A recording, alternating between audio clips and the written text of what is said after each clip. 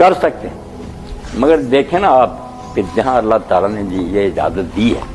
کہ تم یہودی اور عیسائی عورتوں سے شادی کر سکتے، تو ایک تو پابندی مسلمان عورتوں کے لیے بھی لگائی، ان کے لیے بھی لگائی کہ محسنات ہونی چاہیے، آوارہ بدماش بدکار عورتیں نہ ہوں، شریف عورتیں ہوں، نیک ہوں۔ اور دوسری بات یہ کہی کہ خطرے کی گھنٹی بجائی، ڈینجر لکھ دیا کہ اجازت دی ہے تمہیں، کیونکہ ہو سکتا ہے کسی کو محبت ہو کر لے، زیادہ سے زیادہ اہل کتاب تک تم جا سکتے ہو، غیر اہل کتاب تو بہت دور ہے، نہ اللہ کو مانتے ہیں نہ قیامت کے قائل ہیں نبیوں کے، ان کے ساتھ کر لو، پاک دامن ڈھونڈو، اور مگر پھر بھی بچو، جیسے فرمایا نا ان کے مہر دو،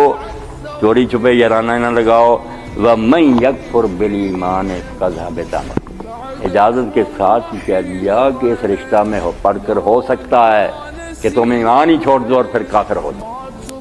یہ لے جائے تمہیں گمراہی کی طرف۔ تو جو پھر ایمان چھوڑ کر کفر اختیار کر لے گا، رشتہ کرتا کرتا غرق ہو جائے گا، فقد حبط عملہ، اس کی ساری کمائی برباد ہو گئی، وہ پھر آخرت من الخاسرین، تو آخرت میں پھر تباہ ہو گیا اور گھاٹے۔ یہ ساتھ ہی بتایا کہ یہ کوئی